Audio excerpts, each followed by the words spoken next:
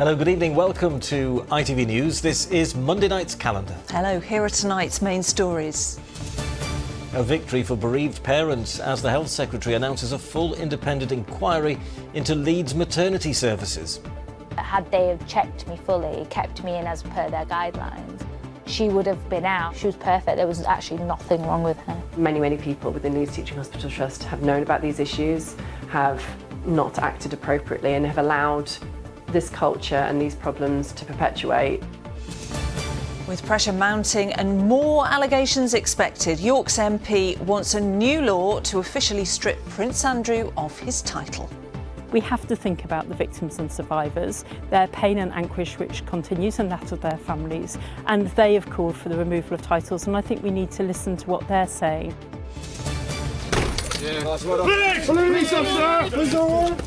Lone Rangers, we head out with the police squad tackling illegal moneylenders.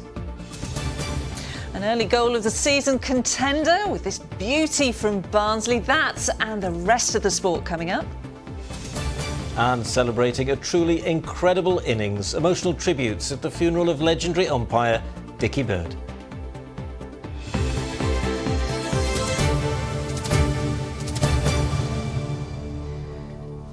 Good evening. First tonight to the relief of bereaved parents fighting for answers and accountability over the deaths of their babies at hospitals in Leeds.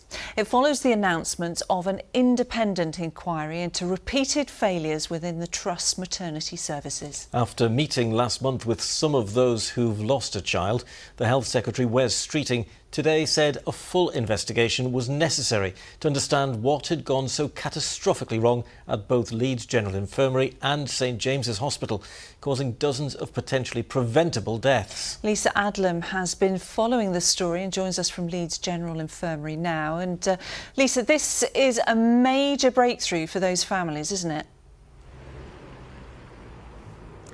Yes, Lara, it really is. They met with the Health Secretary last month and they told him that a nationwide so-called rapid review of maternity services simply wasn't enough to get to the bottom of the failings that they say have been endemic here for more than a decade. When you talk to the families who suffered such a loss, they all say the same thing, that they were ignored. No one listened to them through pregnancy, through labour and after the preventable deaths of their babies.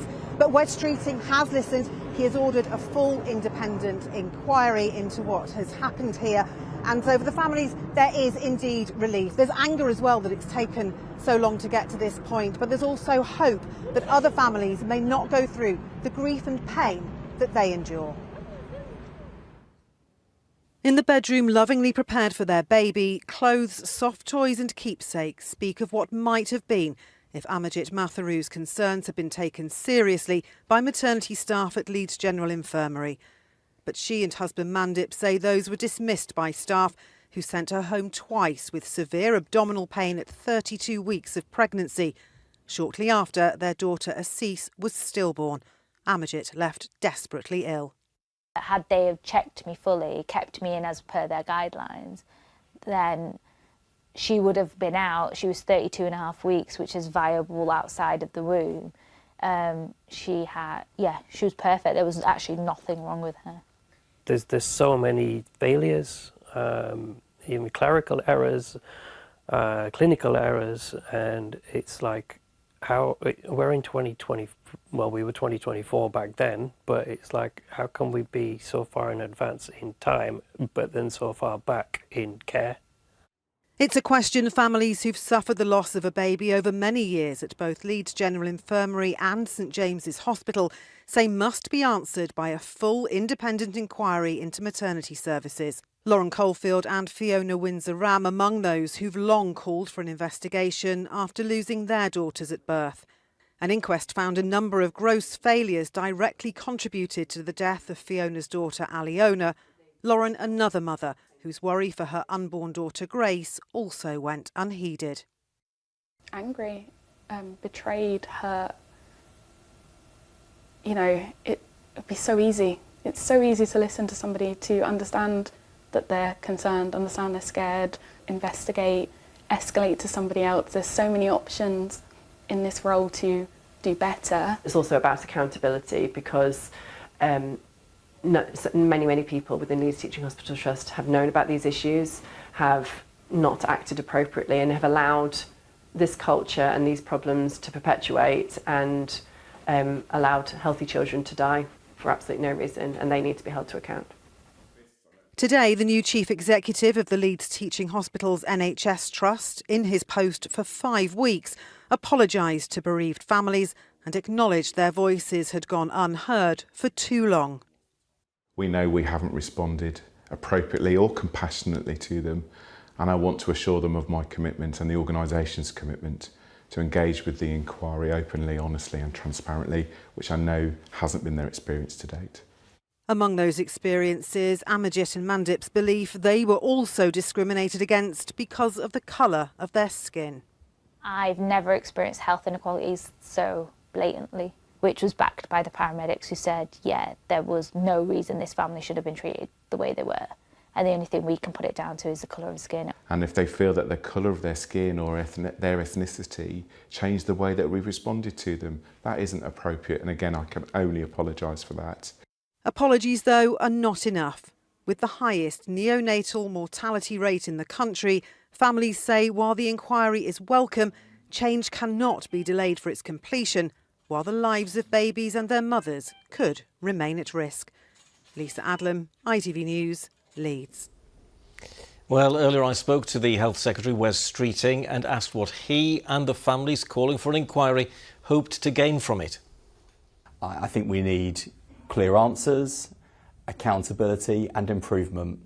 And while I've already got teams from the NHS nationally and regionally in place in Leeds to drive maternity and neonatal service improvements, I do think we need that independent look in terms of how that's going, not just today, but stretching back to historic cases as well. That's what I've been in Leeds today to report to families. I think they welcome that, but we'll be working together to now scope out the leadership of that review, the terms of reference for the inquiry, and we'll take it from there. Expectant parents in Leeds watching this today will be very worried listening to what you have to say. What reassurances can you give them about the care that they will receive in hospital right now?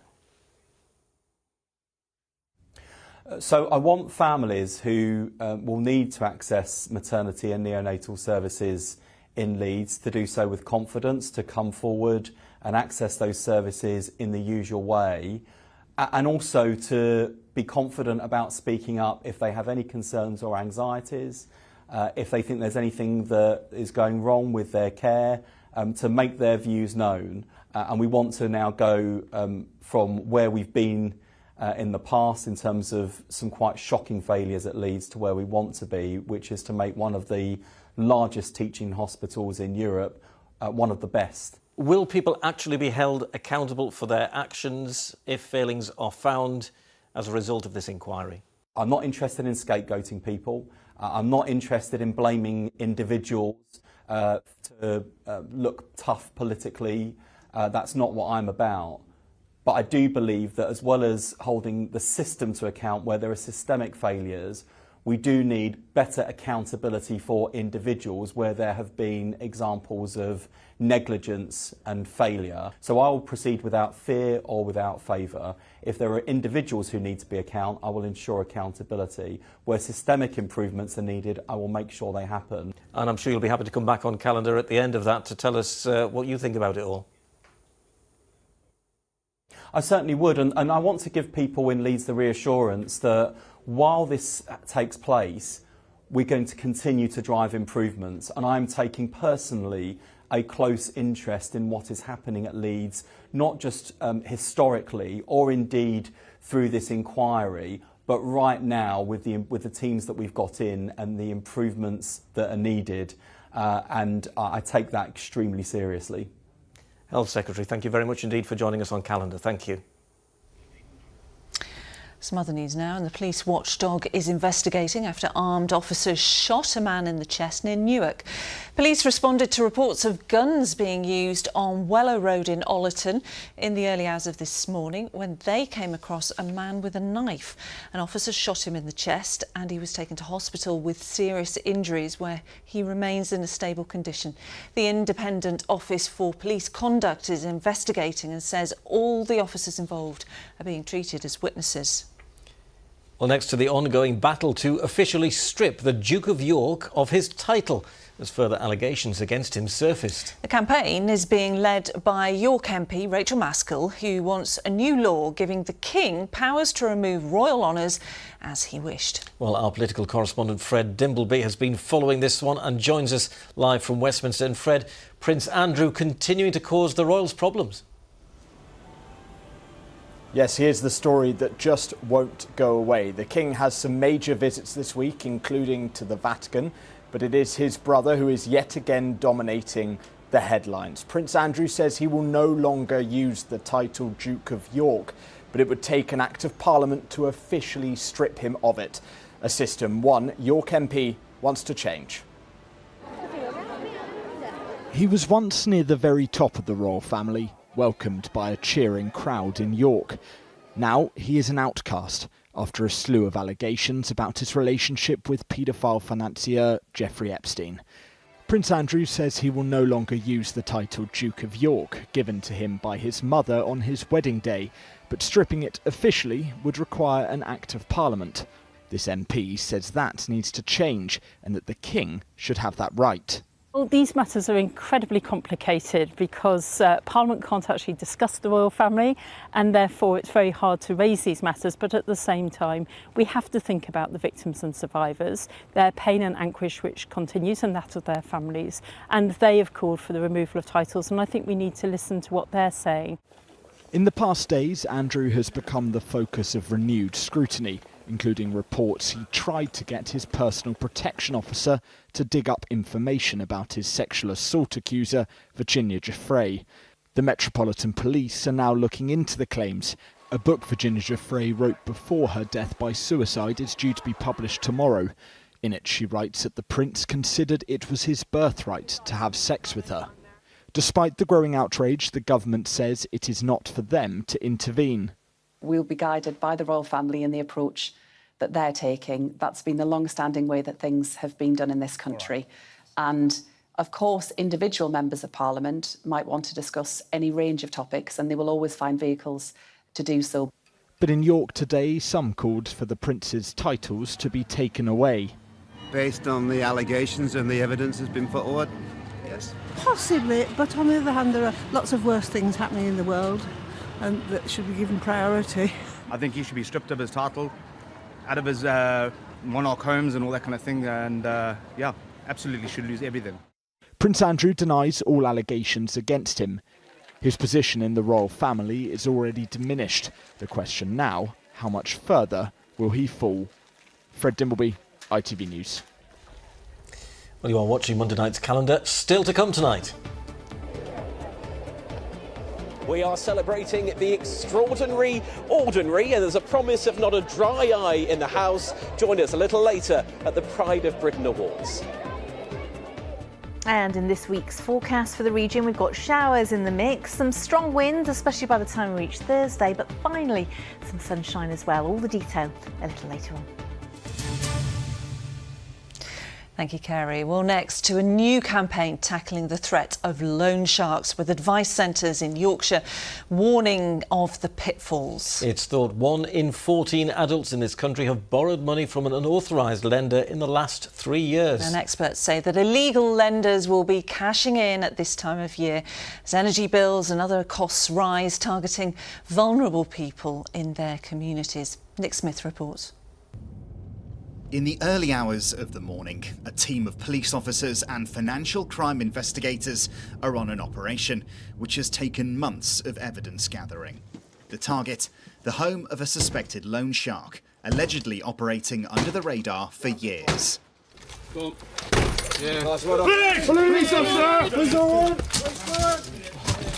The suspect was escorted to an ambulance as a precaution to check on a health issue before being later arrested and bailed under investigation. Loan sharks can operate anywhere. They're bedded well within our communities and often find themselves on even unassuming streets like this one. And as times get tougher with a cost of living crisis, they're becoming more prevalent than ever. Among the evidence seized, tens of thousands of pounds in pristine notes, which could have been primed for potential customers. So here we've got an envelope that was just on the side in one of the rooms. As you can see, there's a significant amount of cash. What happens to these individuals if they can't pay that money back? Well, that's pretty much down to the loan shark. They'll increase more penalties, add more money onto the loans, or whether they look at alternative means. It may be that they're threatened with physical violence. It may be that they're asked to engage in criminality themselves to pay back the penalty for a loan. We appreciate it's really difficult for some of the people that have borrowed from loan sharks to come forward.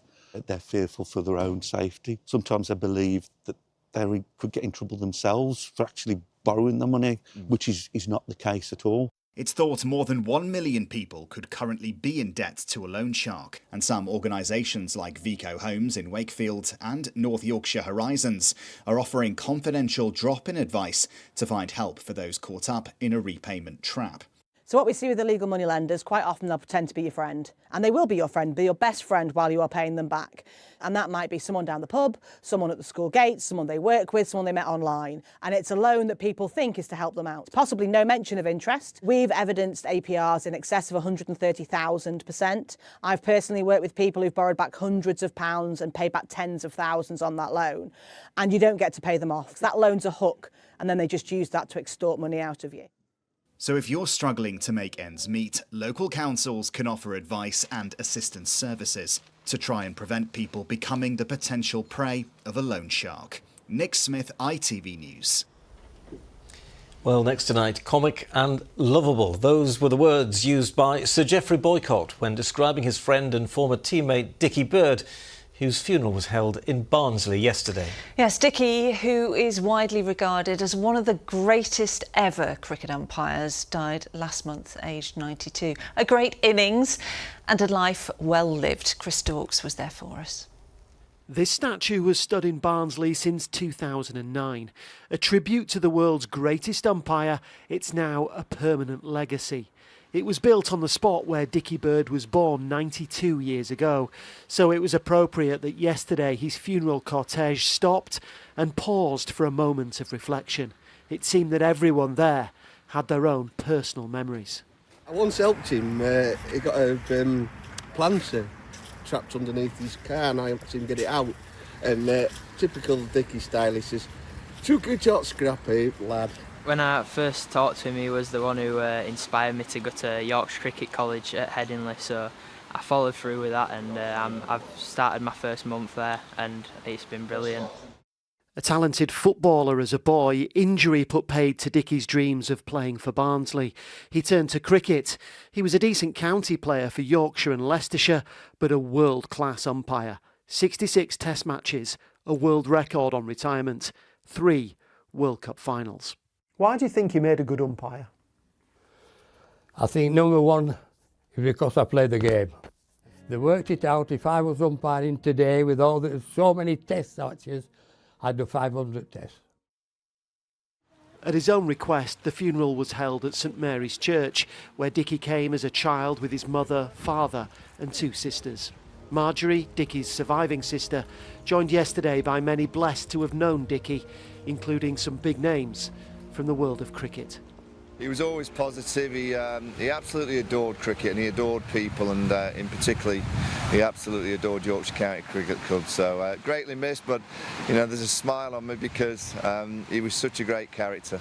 It was his mannerisms, something comic and lovable, and people all over the world adored him.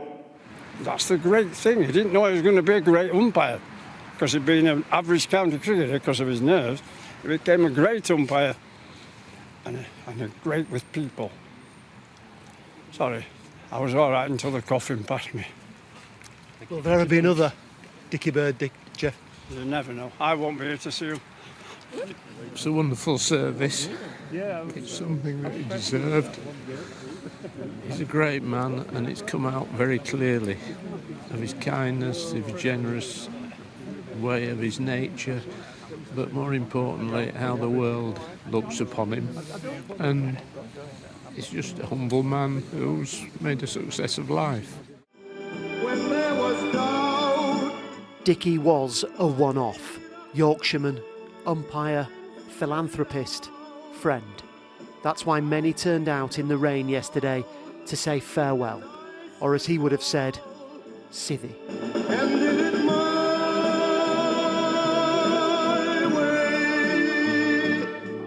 Chris Dawes, ITV News, Barnsley.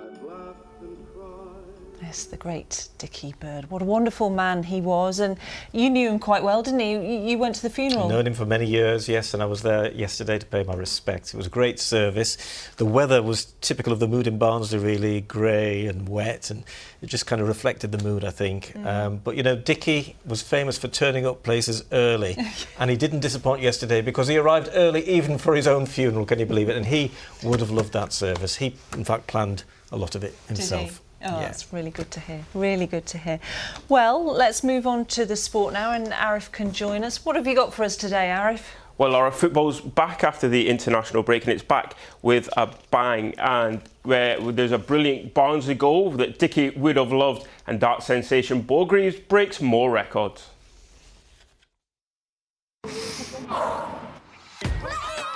Powering local sport in the community. Octopus Energy sponsors ITV Regional Sports Report. Well, first we start in the Premier League, and Leeds United have lost back-to-back games for the first time this season. Despite having 19 shots and nearly 70% of the possession, it was Burnley even who were more clinical in front of goal. Brendan Aronson had Leeds' best chance, but saw his effort hit the post. Lam Chuauna's strike from range sealed a 2-0 win for the hosts. Now, Lancashire Police say they are investigating an allegation that Burnley midfielder Hannibal Medri spat at a Leeds fan during the game. Now, in the Championship, Chris Wilder got his first home win since returning to Bramall Lane.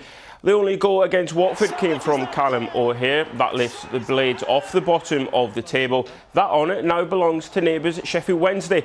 Problems continue to mount for them. Keeper Ethan Horvath was sent off in their 2-1 defeat for this challenge. That means if they don't make a signing before Wednesday, 18-year-old Logan Stretch will make his professional debut. And have we seen the goal of the season yet, Arif? You know what, Lara? I think we have, and we're only in October. Yeah, have a look at this goal from Barnsley's Reyes Clearly.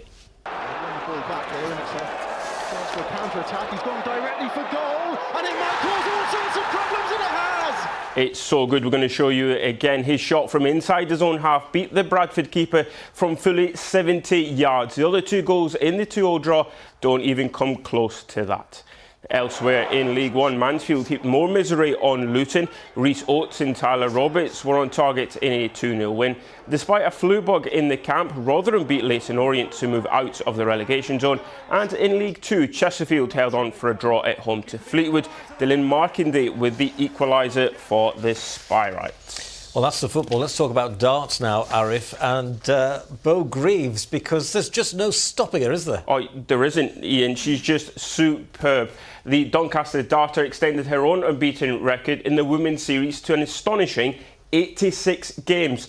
The 21-year-old, who will join the pro ranks next year, picked up 4 event wins at the weekend. Bo has now won the last 13 straight women's events. She's just fantastic. There's literally no beating her. She's brilliant. We'll see lots more of her, won't we? We definitely will, yes. That's all you sport from me. Thanks. Right, the Daily Mirror Pride of Britain Awards is one of the TV highlights of the year, of course, and tonight the celebrities are out in force to say thank you to some amazing people. Matt Price is live on the red carpet as the great and good gather, but poor old Matt, the weather hasn't been playing ball and you've been getting wet, haven't you? Slightly soggy, the red carpet has been rolled out to recognise all of those who are fantastic fundraisers, those who are fearless and others who put themselves first. And of course the Pride of Britain Awards are all about celebrating the extraordinary, ordinary That's exactly what is going on this evening. A red carpet, a whole host of celebrities moving up. We've got Olivia Attwood over there, the presenter from ITV and Love Island star as well. Now, picking up the awards this evening, Luke Mortimer, who regulars to Calendar will know all about Luke. He was is a little boy who was, when he was a baby, was diagnosed with meningitis and sadly lost several of his limbs. But that has not stopped him in his tracks. His fundraising continues, and he's picking up the Child of Courage Award this evening. Also picking up a gong tonight is Zach Eagling. He's from Liversedge, and he's being recognised for his work in raising awareness of epilepsy online. You know, when he walked in earlier, there really was a massive smile on his face. It was so fantastic to see him walk in. Looking forward to picking up the gong with him a little bit later on. So, under the bright lights, people have got on their best clothes. They're all togged up and ready for the celebrations. It's hosted once again by Carol Vorderman and Ashley Banjo. And, you know, if experience tells me anything, there is very rarely a dry eye in the house. So tissues will be at the ready, plenty, I'm sure. You can see the whole show when it goes out on ITV1. That's on Thursday at 8 o'clock. But we are continuing to Celebrity Spot, and we are going to make our way inside for the show to begin a little bit later, and hopefully we'll dry out too. Well, let's hope so, Matt. Thank you very much, and we hope you find some of those amazing celebrities who are taking part in that event. That's right. Well, wet down there in London, Keza. What about here? It has been really soggy there today, yeah, really sort of heavy and thundery, and it's started to develop across the region this afternoon, those heavy and thundery downpours. But yeah, it was not quite as soggy as it was yesterday. Were you out and about? Yes, I got caught. I did get caught. I went into York and I thought it wasn't going to rain, but it did. It chucked it down. I did tell you it was gonna. Yeah, yesterday was probably the first wet day since the 3rd of October, and some places saw about a third of this month's rain so far in less than 18 hours, especially North and West Yorkshire. So now West Yorkshire is 65% of the rainfall for the whole of the month. We'd expect around 61, so we're continuing to top up that deficit. But today, yes, we've talked about the heavy showers developing into the afternoon, but yes, some rainbows, so evidence of some sunshine because last week was so cloudy. In fact, October has been really quite cloudy. Thought I'd show you this for the whole of the year. It's sunshine amounts.